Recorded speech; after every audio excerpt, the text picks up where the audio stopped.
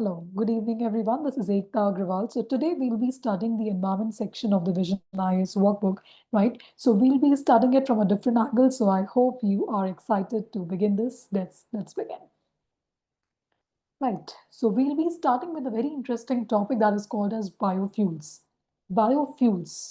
दो terms हैं इस word में. The first is the bio and the second is fuel. We all understand fuel क्या होता है, right? Petrol, diesel. What are all these? These are fuels. Okay. Now अगर मैं बात करूँ petrol and diesel, they are categorized as fossil fuels. यहाँ हम बात कर रहे हैं biofuels के. That is bio plus fuel. So fuels ऐसे फ्यूल्स जो कि बायोमास से प्रोड्यूस होते हैं. अब बायोमास का क्या मतलब हो सकता है? बायोमास का मतलब हो सकता है food crops. For example you can say sugar cane, okay, the starch, और you can say the stubble, okay, rice straw. It can also be non food waste, right? Non food material हो सकता है. Okay, for example you can say non edible vegetable oil, right? It can also be algae. Okay, it can also be specifically engineered material or feedstock for producing biofuels. So the most important thing is ऐसे fuels जो कि biomass से produce हो रहे हैं, वो edible भी हो सकता है, non-edible भी हो सकता है. It means it can be food biomass or it can be non-food feedstock, right? Now हम अभी क्यों discuss करें? What is the context? Because India has become the world's third largest biofuel producer. अगर मैं सबसे largest producer की बात करूँ तो वहां पर आता है US, but India has become the third largest biofuel producer, right? So अगर हम बायोफ्यूल्स की बात करें तो बायोफ्यूल्स का फीड स्टॉक क्या है? It's biomass, right? So they are renewable resources. And if you compare them with petrol, diesel, and the other fuels that are non-renewable resources. Okay. Now, the other thing is that biofuels में एक question आ रहा होगा आपके दिमाग में, इसमें examples क्या हैं? ओके, फर्स्ट एग्जाम्पल आपने सुना ही होगा, एथेनॉल. ओके, गवर्नमेंट ने एथेनॉल ब्लेंडिंग टारगेट्स बनाए हैं. तो एथेनॉल क्या है? It is just, you can imagine कि sugar cane juice is powering your vehicle. That is biofuel. Okay, sugar cane juice आपके व्हीकल्स को पावर कर रहा है. That is actually a biofuel. Ethanol is produced from sugar cane. Okay, उसी तरीके से biodiesel होता है जो कि नॉन एडिबल वेजिटेबल ऑयल जैसे कि जट्रोफा, उससे प्रोड्यूस होता है, right? So these are some examples of biofuels. तो the next thing is biofuels को हमने प्रोड्यूस करते वक्त बताया, मैंने बात की फूड की, ओके, नॉन फूड क्रॉप्स की बात की. तो इसी के बेसिस पे there is a categorisation of different different types of biofuels. If you understand, यहाँ पर हमने चार टाइप का कैटेगराइजेशन किया गया है. The first generation, okay, first generation समझ में आता है कोई चीज? आप you can compare to cellular network. First generation में कम फीचर्स थे, राइट? अब जब आज यहाँ पर फिफ्थ जनरेशन पे आ चुके हैं, that is much more advanced. तो it is something like that. So it was the start of the journey of the biofuels. तो फर्स्ट जनरेशन जो है, it will produce from food crops. For example sugar cane, starch, rice husk. Sorry, rice husk would be second generation. Sorry. The first is the sugar cane, okay, the starch material. Basically, जो हम खा भी सकते हैं, that is the food crops. तो अगर मैं पूछूं यहाँ पर क्या डिबेट हुआ होगा, there's always a basic push. कोई नेक्स्ट इन्वेंशन के पहले एक पुश होता है. यहाँ सबसे बड़ा डिबेट था food versus fuel. Okay, food versus fuel. Now, food is more important, nutritional security, food security, or fuel security, energy security. And the second is जो land and जो पानी आप खाना प्रोड्यूस करने के लिए यूज कर रहे हो, जहाँ पर लैंड भी एक स्कार्स रिसोर्स है और water is also scarce resource. अब उस खाने को जो आपने प्रोड्यूस किया है, वो आप न्यूट्रिशनल सिक्योरिटी की बजाय उससे आप फ्यूल प्रोड्यूस कर रहे हो एक ऐसे वक्त में जहाँ ऑलरेडी फॉसिल फ्यूल्स हैं. Okay, so that was the biggest debate and that is why हमने सेकंड जनरेशन फॉसिल बायोफ्यूल्स की बात की. सेकेंड जनरेशन बायोफ्यूल्स में क्या होता है? It is non food biomass. A good example is the stubble. हमने हमेशा सुना है ना, स्टबल बर्निंग हम सुनते हैं विंटर्स के टाइम पे.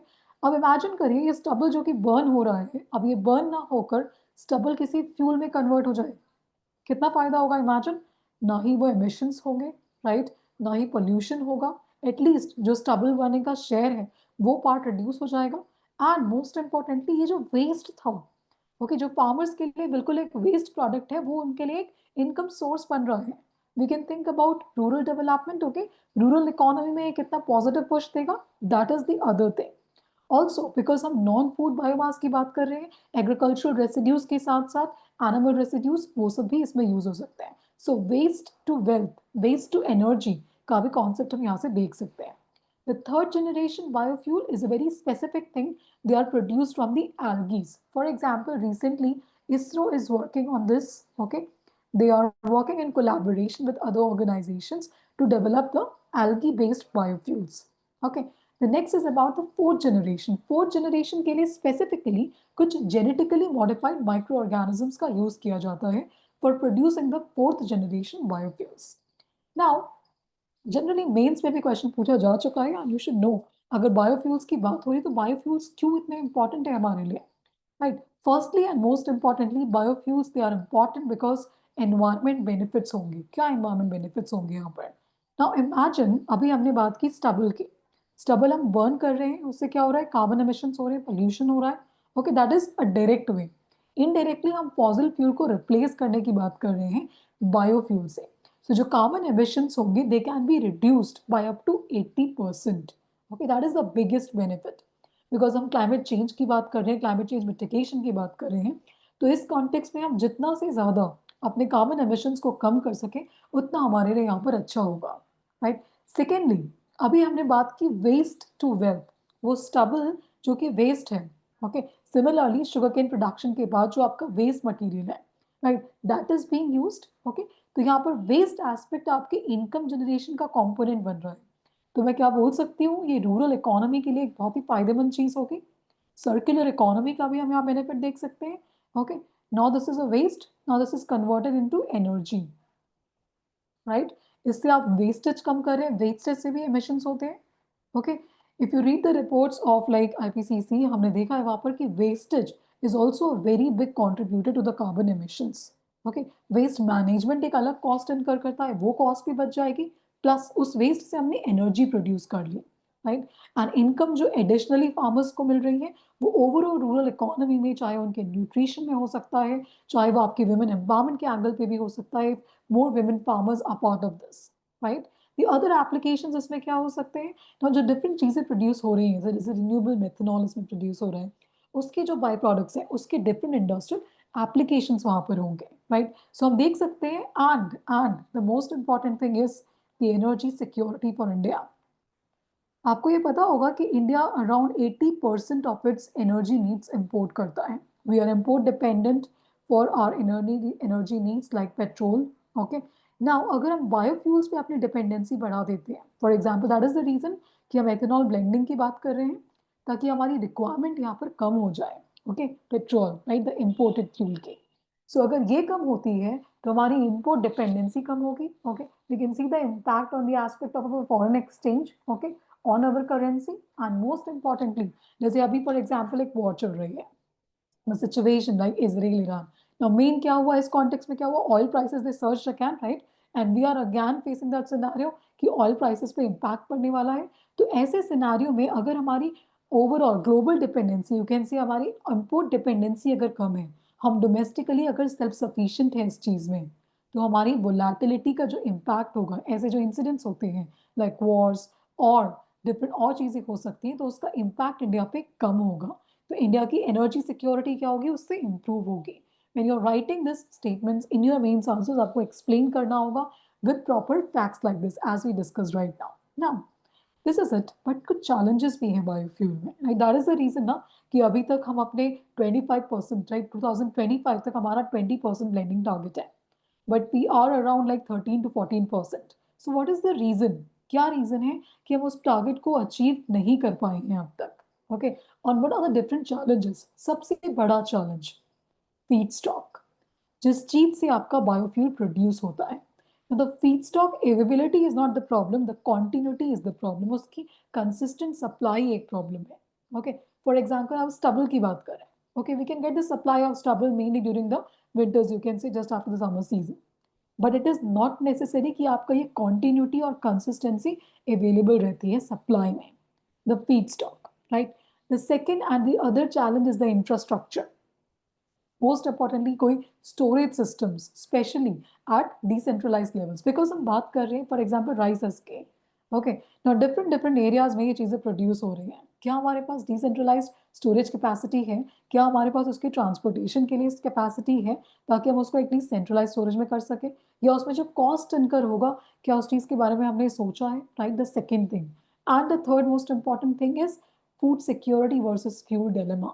Okay, हमारे पास वाटर की स्कार्सिटी है, लैंड स्कार्सिटी है, हमारा प्राइम लैंड जिससे फूड प्रोडक्शन होगा, वो फूड क्या फ्यूल प्रोडक्शन में जाना चाहिए या it should go for addressing the aspect of malnutrition and hunger. Okay, the next is funding. It requires a lot of money, especially the third generation biofuels and the fourth generation biofuels. They require a lot of money. And the most important thing, आपने एक fuel produce किया, उसके लिए एक market होना चाहिए, right? Fossil fuels market में अभी भी हैं। सो बायोफ्यूल्स को कब एक्सेप्ट करेगा? बायोफ्यूल्स को कभी एक्सेप्ट करेगा जब they are actually price competitive compare to the conventional fuels. For example, अगर हम कन्वेंशनल जेट फ्यूल के मुकाबले देखें तो sustainable aviation fuels around 2 to 10 times costlier है। In these conditions, why would anyone switch to sustainable aviation fuel? That is the reason कि हमने blending से शुरुआत की है. Okay, and blending के साथ साथ आता है interoperability aspects too, right? जो engines designed है, क्या वो इस तरीके से designed हैं या नहीं है कि वो biofuels पे operate कर पाए? Okay, तो we have to create a market. Supply end पे भी problem है and demand angle पे भी problem है. Supply end पे problem क्या है कि जो feedstock है वो continuously consistently available नहीं है. नाउ सप्लाई और डिमांड के बीच में एक चेन आती है, सप्लाई चेन, जहां पर हमारी स्टोरेज का प्रॉब्लम है, ट्रांसपोर्टेशन एस्पेक्ट्स पे प्रॉब्लम है, एंड डिमांड पे the must more and more cheaper alternatives are available. Okay, so there should be actually a reason that why would anyone switch. Okay, why anyone would increase the share of biofuels in their consumption. Okay, that is the reason कि हमने बात की blending की. Okay, ताकि जो existing vehicles हैं उनके engine के साथ वो compatible हो जाए. Okay, that's the first reason. Now, what has been the different initiatives or the steps which have been taken in this regard? Okay, the first and the most important thing, what do we need to do? We need to do something from the end of supply. Okay, that is the reason food and fuel debate का भी aspect था. तो हमने क्या किया कि second generation biofuels को promote करने की कोशिश की है. ओके, तो इससे क्या हुआ कि फूड एंड फ्यूल डिबेट नहीं होगी और हम इंश्योर कर पाएंगे कि फीड स्टॉक यहाँ अवेलेबल हो. Okay, that is the first thing. The second is about collaborations. Okay, ताकि एक नॉलेज ट्रांसफर हो, हमें चीज़ें समझ में आए, कहीं और डिस्कवरीज हो रही है. For example, US is the largest producer, Brazil is also one of the largest producers, India Brazil centre of excellence on ethanol. Okay, that is a centre जहाँ पर हम प्रैक्टिसेस को एक्सचेंज करते हैं, उनके बेस्ट प्रैक्टिसेस को समझते हैं and then we apply on that. Demand aspect पे हमने जीएसटी रेट रिडक्शन की बात की है. बायोडीजल में फॉर एग्जाम्पल 12 से 5% तक it has been reduced. Okay, 12 से 5%. तो इससे क्या होगा कि डिमांड एस्पेक्ट पे उसकी डिमांड बढ़ेगी. Basically we are trying to make it competitive to the conventional fuels. Okay, then is the other step is about the E20 fuels का रोल आउट जो गवर्नमेंट ने किया and the ethanol 100. Okay, definitely इसके अलावा government ने policy steps भी लिए हैं. You must have heard about national policy on biofuels, right, जिसमें फीड स्टॉक बेस की हमने जो बात की वो वहाँ पर हुए हैं, प्लस इंसेंटिव्स इंट्रोड्यूस हुए हैं ताकि इस चीज़ के लिए पुश मिले, right. Ethanol blended programme is the prime programme of the government in this regard. Now इससे रिलेटेड आपके प्रीलिम्स में भी क्वेश्चन हो सकता है, what are the different features okay of the ethanol blended programme. For example, अभी 19.6% blending as of January 2025. Okay, but ये target जो था it was of around 20%. So we are almost close. 19.6% पे हम close है. Sorry, I have said that around like 13 to 14%. My bad. It's around 19 to 19.6%. But still, now we are thinking about ethanol 100 E20 fuels. Okay, there's a long way to go, but definitely it's a great step from the point of view energy security, right? Less carbon emissions, environmental benefits, and extra income for our farmers, right? So let's go to the next topic, that is National Board for Wildlife. Now यहाँ से एक बहुत ही अच्छा prelims question बन सकता है. इस type के क्वेश्चंस में, इस टाइप के टॉपिक्स में आपको क्या याद रखना है?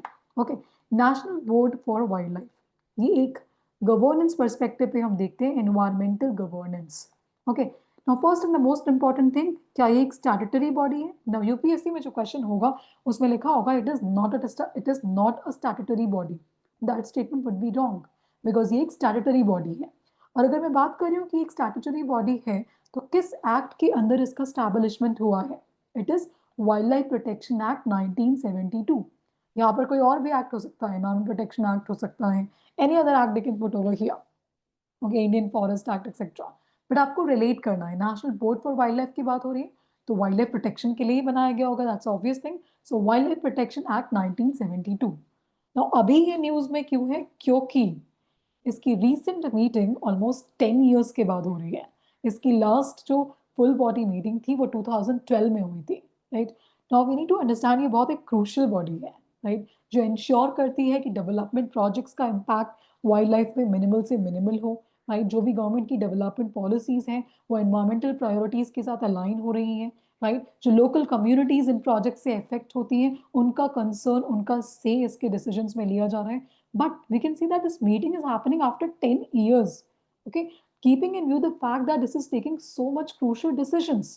Okay, now next prelims fact हमने देखा पहला, it's a statutory body. Okay, it was established under the provisions of which act. The third is about the governance. इस body का chairperson कौन होता है? Okay, now the chairperson of this body is our honorable prime minister. Okay, if we talk about the vice chairperson आप relate कर सकते हैं, main the chairman is our prime minister, you can concern vice chairperson is most probably going to be a minister। मैं आपको एक guess work करने का तरीका बता रही हूँ। Okay, now which can be a perfect position for this? Yes, minister for environment, forest and climate change, because यहाँ एक specific position की बात होगी, right? We understand the domain of this, and इसके अलावा because it takes decisions, okay, it takes policy initiatives for the environment, for the wildlife, so definitely हमें कुछ NGO के representatives, we also have conservationists, okay, ecologists, etc. are also part of this organization. Now, standing committee. Standing committee is the one that ensures कि implementation सही से हो रहा है या नहीं, जो policies है। तो इसके जो chairman होते हैं, that is the Minister of Environment, Forest and Climate Change। ये आप हमेशा याद रखेंगे, okay? Standing committee is something which is actually overseeing the processes being done। तो उसमें the domain minister is actually, the cabinet minister is generally the chairman of that body, right? Now, what can be the different functions? Definitely conservation of wildlife, okay? जो protected areas हैं उनको किस तरीके से protect करना है, क्या क्या फीचर्स होने चाहिए हमारी पॉलिसीज के, क्या क्या मेजर्स लेने की जरूरत है। And third and most importantly, जितने भी डेवलपमेंट प्रोजेक्ट्स होते हैं, हमने पढ़ा ना एनवायरमेंटल इम्पैक्ट असेसमेंट वगैरह, सो डिफरेंट जो प्रोजेक्ट्स होते हैं उसका वाइल्ड लाइफ पे क्या इम्पैक्ट हो रहा है। Not talking about the environment, please keep in mind the word, the impact of development projects wild life पे क्या हो रहा है, that is the concern of this body, right. Now, next aspect is that concerns. One of the biggest concern is the fact that it has met after 10 years, okay, the full body meeting. Why I'm mentioning the word full body meeting? Because इसमें conservationist भी है, okay, and that is also one of the concerns कि इसमें local communities का जो interest है, local communities के जो voice है, that has been neglected, उनके opinions को neglect किया गया है काफी बार जब भी project clearances दिए गए हैं। Same way the conservationist experts का role इसमें काफी limited रहा है, okay। Now projects approve हो जाते हैं, for example same way in the environmental impact assessment, projects approve हुए, but क्या वो compliance जो recommendations इस body ने दिए, क्या उनको comply किया जा रहा है या नहीं किया जा रहा है, उसकी monitoring बहुत ही poor है, right? And that is why बहुत सारी endangered species, it is endangered, that is in threat, because जो projects approve हुए हैं उनमें compliance हो रहा है या नहीं हो रहा, that is not being monitored at all। So what do we need to change? First of all, local communities को neglect किया जा रहा है, right? They are a part of it. So they should be actually be voice of the process. उन्हें include करना चाहिए जब ये decisions लिए जा रहे हैं, जब ये recommendations दी जाती है, know their environment, right? They can give very meaningful recommendations. दूसरे wildlife scientists and the experts जो NGOs हैं, जो conservation की field में काम कर रहे हैं, उनका यहाँ पर involvement होना चाहिए more and more, right? So two people we talked about, the local communities and the domain experts or the NGOs working in the area of wildlife conservation. The third aspect is about जो compliance हो रहा है या नहीं हो रहा है, ये बहुत ज़रूरी है कि उसकी monitoring होनी चाहिए, right? The next aspect is what? Eco-sensitive awareness, eco-sensitive policies. तो जो भी policies बन रही हैं उनका यहाँ पर ensure होना चाहिए कि वो aligned है environmental priorities से, right? So this is about the topic of National Board for Wildlife. Next topic is Project Lion and IUCN Green Status of Species. Now, यहाँ पर एक बहुत अच्छा क्वेश्चन बन सकता है। The first is about Project Lion के ऊपर क्वेश्चन हो सकता है। Project Lion कब लॉन्च हुआ था, what is it about, etc. And the next is IUCN Green Status of Species, ये है क्या? हमने पढ़ा है ना, right? We must have heard about this IUCN Red List of Endangered Species. Okay, endangered species, उसमें क्या स्टेटस पता चलता है कि स्पीशीज कितने डेंजर में है। Okay, we have heard about different categories like vulnerable है कि नहीं, क्रिटिकली एंडेंजर्ड है या नहीं, एंडेंजर्ड है या नहीं, हम देखते हैं उसकी पॉपुलेशन कितनी डिप्लीट हुई है उस तरीके से। ग्रीन स्टेटस इज अबाउट ये इम्पैक्ट जो है, राइट, द आईयूसीएन इसमें क्या करता है, इट एसेसेस, राइट, ये एसेस करता है जो स्टेप्स डिफरेंट डिफरेंट गवर्नमेंट्स ले रही हैं, अपने कंजर्वेशन एफर्ट्स ले रही हैं, उसका क्या इम्पैक्ट हो रहा है स्पीशीज रिकवरी पे। So in turn, basically simple, there is a, like you can say national park या वाइल्ड लाइफ सेंचुरी एक्सेट्रा, या फिर ओवरऑल आप नेशनल लेवल पे देख रहे हैं गवर्नमेंट ने कुछ इनिशिएटिव्स लिए उसके कंजर्वेशन के लिए, अगर वो स्पीशीज स्पेसिफिक भी हो सकता है, for example project lion. Okay, तो उस स्टेप का, प्रोजेक्ट लायन का लायन की स्टेटस पे उस स्पीशीज की रिकवरी में क्या इम्पैक्ट हुआ, that is measured by the IUCN green status of species, right.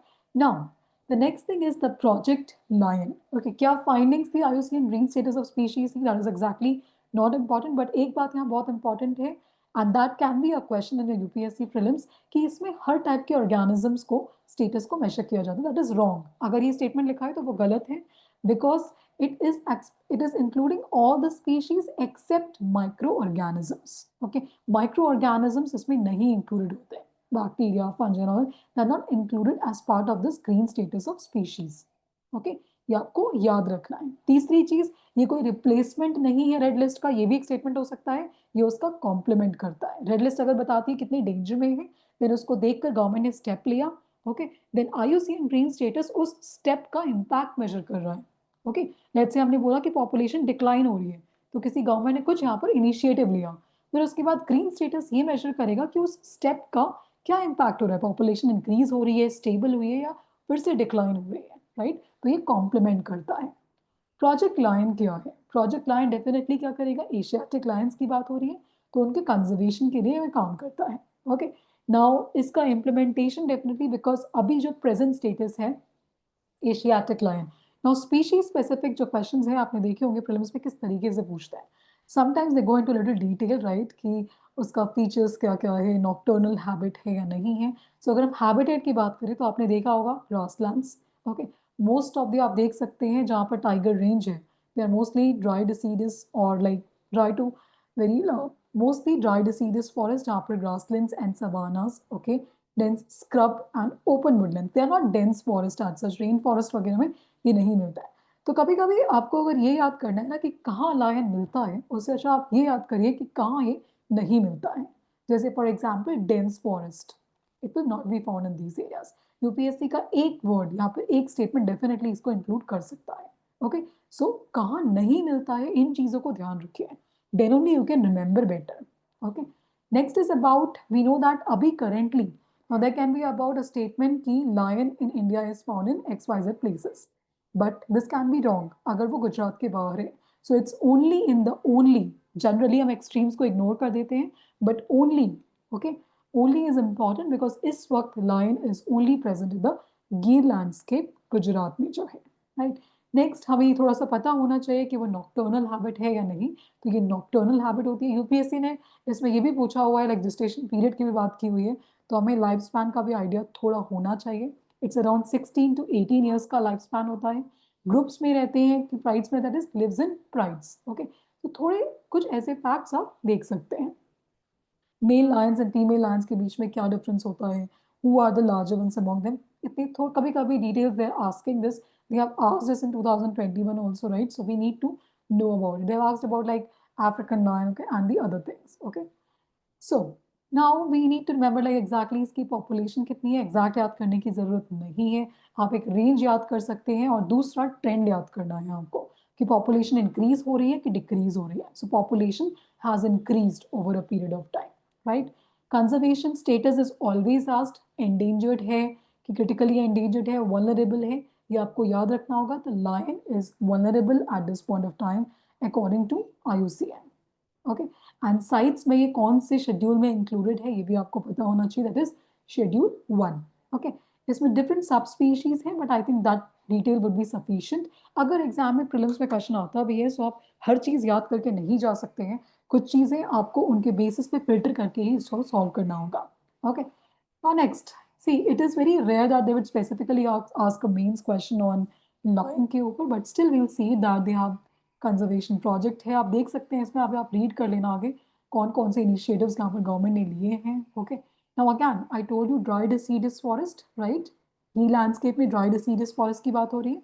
Okay, अब यहाँ पर आपको दो तीन चीजें पता होना चाहिए। इंडिया का मैप आपको पता होना चाहिए। Okay,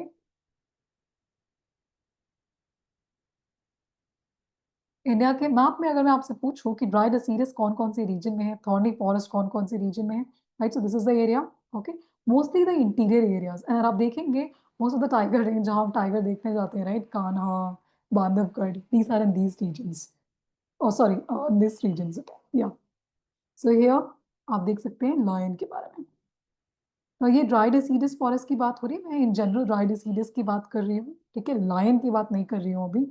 dry deciduous, it's this, right? Mainly the interior areas. But lion in India is very specific. It is found in only the Gir region.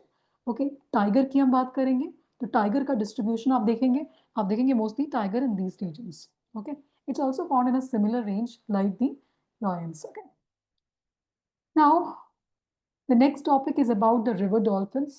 Now, what is the most important thing about river dolphins is that first ever comprehensive survey हुआ है, okay, about the dolphins. Now, dolphins India में कौन कौन सी reverse में मिलती है ये आपको पता होना चाहिए। रिवर डॉल्फिन है तो रिवर्स में ही मिलेंगी, right?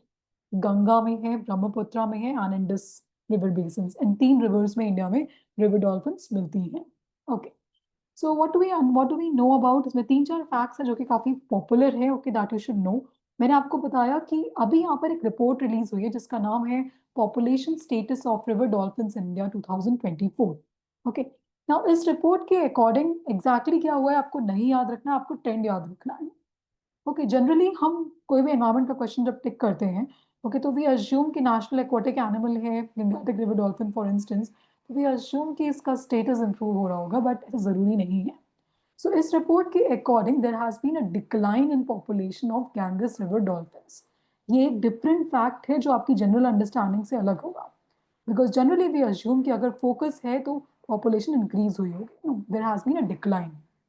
Okay, now the next thing is की habitat range. Okay, habitat range, Gangetic river dolphin की बात हो रही तो गंगा किन किन रीजन से पास होती है? अगेन इंडिया का मैप, अभी मैंने आपको डिसीडस फॉरेस्ट की मैपिंग बताई थी, राइट? सिमिलरली गंगा किन स्टेट से पास होती है? उसी स्टेट्स में मेजरली आपको गंगेटिक रिवर डॉल्फिन मिलती है, जिसमें से मैक्सिमम पॉपुलेशन इसकी उत्तर प्रदेश में मिलती है, right? The next is about Rajasthan, is one thing जो आपको अलग से याद रखना होगा। Okay, now that is Bihar, West Bengal, Assam, Jharkhand, Madhya Pradesh and Rajasthan. So it is not necessary, अब ये नहीं है कि गंगेटिक रिवर डॉल्फिन सिर्फ गंगा में मिल रही है। Okay, it's also found in the rivers of Brahmaputra, that is the reason कि हमने आसाम की भी बात की है। Okay, the next is about umbrella species. Okay, umbrella species क्या होती है? अगर आप उनको सेव करोगे तो उसके नीचे डिफरेंट जो स्पीशीज हैं वो भी सेव होती हैं। Fine, the next is about wild life institute of India. Okay, आप इसमें कुछ फैक्ट्स दिए हुए हैं, आप रीड कर सकते हैं। इसका हेडक्वार्टर्स कहाँ है, कौन सी मिनिस्ट्री में ये होता है, okay, that you can read. Now, Gangetic river dolphin mainly, ऐसा लग रहा है नाम से गंगा में होगा, but it is not necessary, mainly in Ganges, Brahmaputra में भी है, मेंगना and Sangu Karnaphuli river systems, तो इन चारों रिवर सिस्टम्स में ये मिलती है।